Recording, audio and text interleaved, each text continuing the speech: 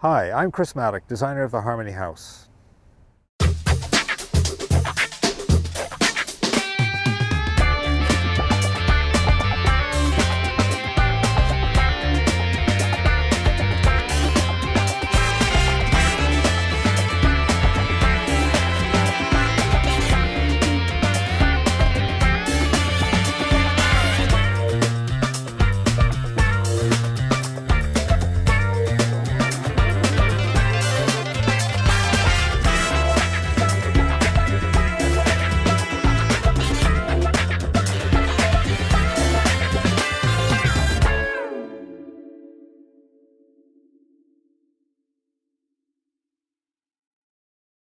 Okay, welcome to BCIT. My name is Alex Hebert. I'm the energy manager here, and today I'm going to give you a tour of our AFRESH house.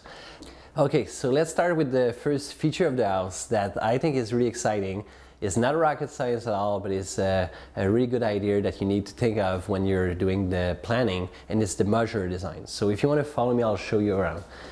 If you pay attention to the wall here, you'll realize that there's a supporting beam near the ceiling. That is actually the limit between the east module and the west module of the house. And we actually have two modules like that on the first floor, two modules on the second floor, and the attic is also modular, which means that we have a total of 6 modules. There's a few elements that make modular design interesting. One of it is when you prefabricate such modules in factory, you typically increase quality and lower the cost. So that's fairly interesting. But from a sustainability perspective, what's really interesting is that it makes the house what we call flexible and allows for what we call a design for life, which means that it's very easy for a family to switch from a single family unit to a 2-apartment unit without major renovation, without major investment, and without creating too much waste. And that's possible because the walls themselves are not bearing any load. We have 2 structures in the middle of the house that are bearing the load, and that's it, which means that you can easily remove walls, move walls around, and again go easily from a single family unit to a 2-apartment unit. Okay, so let me show you more information about this flexibility thing. We included in the design a closet at the entrance of the house that is to the size of a standard home elevator. And on the second floor, you have a closet that is perfectly aligned with this one. It's the same size, standard for a home elevator. And again, in the concept of house for life, it allows you to add an elevator if you were to need one during the course of your life. And let me just come back to the sustainability aspect of this modular design. What we think is great is that it includes the social aspect of sustainability, which we often kind of leave aside, and we spend most of our effort on the environmental side. But again, we have to remember that sustainability is supposed to include the economy, the society, and the environment all together. What is really great here is that by having a house for life, you could buy the house before you can totally afford it. When you're young, maybe you just got married, and make it a 2-apartment unit and rent it to someone else to help you pay for the mortgage. Maybe one day you have kids and you like the neighborhood and you just need more space. Well, you're going to switch to a single family unit. You're going to do that by creating a minimum amount of waste because the house has been pre-designed for change, and you're going to do that to a minimum cost as well, and you can live a few years with a bigger house for you and your kids. And then when the kids are moving out, maybe they are going to university, maybe they are moving to another city, and you really like the neighborhood. So that's the social sustainability aspect of the project. You really like the neighborhood, you have friends in the neighborhood, you like your local cafe, you like your local grocery, but the house is too big for you, and it's using way too much energy and way too much of everything for 2 people. Well, at that point you can switch it back to a 2-apartment unit. But you rent it again, maybe make a little bit of money to help you finance your retirement, and you're still living in the same neighborhood that you like, and you don't have to move somewhere else. The term design for life is used to describe a home design that is highly adaptable to meeting the needs of its inhabitants, not just for today, but over the course of their entire lives. Homes designed for life incorporate many modular features and design characteristics that may not only be a nice feature in the early days of a family's life cycle, but may become a major asset to homeowners at some point in the future.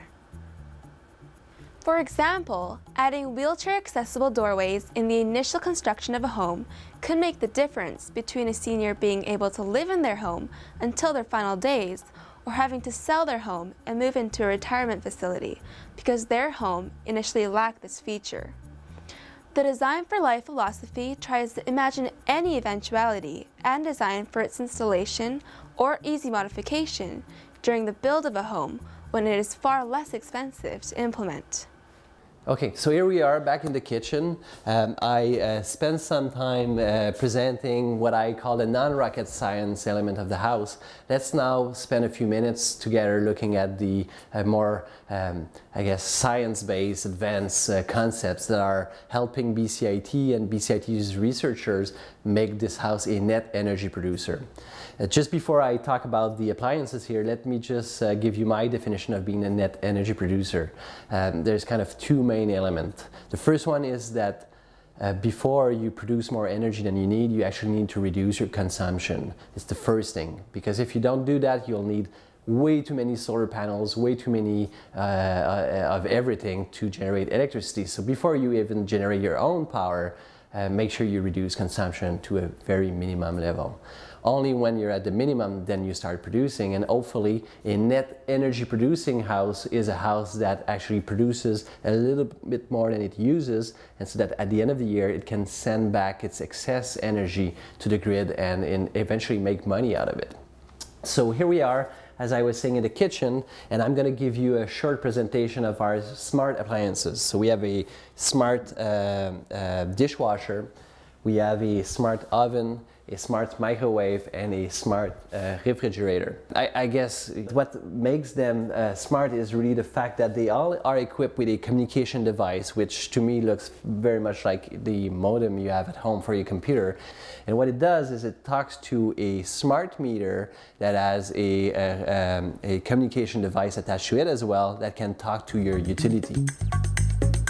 Energy Star skylights and solar tubes help bring sunlight into your home and reduce your lighting requirements. Using daylight as a lighting source is a passive strategy that helps reduce energy use. Passive is green. Okay, so welcome in the mechanical room of the AFRESH house, our last stop of the tour. This is where we have all the rocket science equipment. And as I mentioned before, BCIT is doing a lot of research, so you will notice that the mechanical room is a bit oversized and maybe a bit overwhelming. Obviously, it would be much smaller and much more simple if it was in a regular house. Okay, so let's have a look at our smart meter. Again, we're testing a different technology. Without going too much into detail, let me give you a short definition of what we mean by smart meter, since it's a fairly new term. And to us at BCIT, a smart meter is simply a meter that can measure how much electricity comes to your house from the utility company, but also, and that's what your regular meter would do, but can also measure the amount of electricity that is going from your house back to the grid. So when you become a net energy producer, you can now keep track of how much energy you're selling back to the grid. So that's one component. The other component is that a smart meter has the capability to talk to the utility company and talk to the owner, so that you have a real-time understanding of how much energy you use. And by having a real-time understanding, you can now become a better manager of your energy and find new ways to reduce consumption. So these are the smart meters we're testing.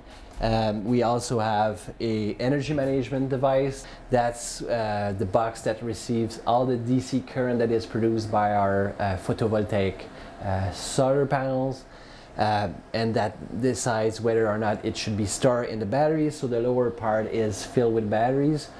And so should it store it in the batteries, or should it use its inverter to convert it to an AC current that can be used in the house? And so there's an inverter in the upper part and also a computer, and all these decisions can be made depending on Are the batteries already full? Do you need energy right now, or is it a better idea to store it for later?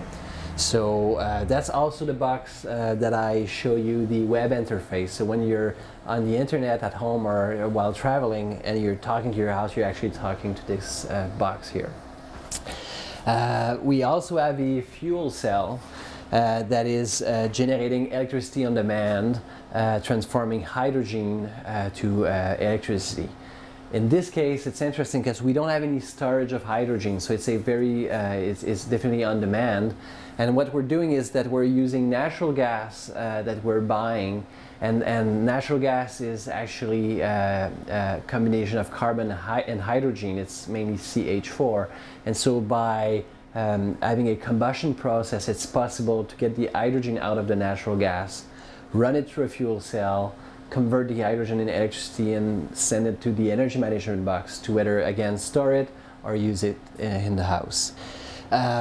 Since we have some combustion going on, we also have a lot of heat that is generated, and since we're trying to maximize everything here, we have an interesting heat recovery system, which is simply a pipe connecting the fuel cell and a hot water storage tank that is inside this metal box here. And so what we do is we recover the heat from the combustion and store it in a tank. And the idea, we're not doing it right now, but the idea is to connect this tank to our geo-exchange system so that we could be not only using heat that is stored in the ground, but also heat that is recovered from the fuel cell and the electricity production from hydrogen, and increase the efficiency of our geo-exchange system.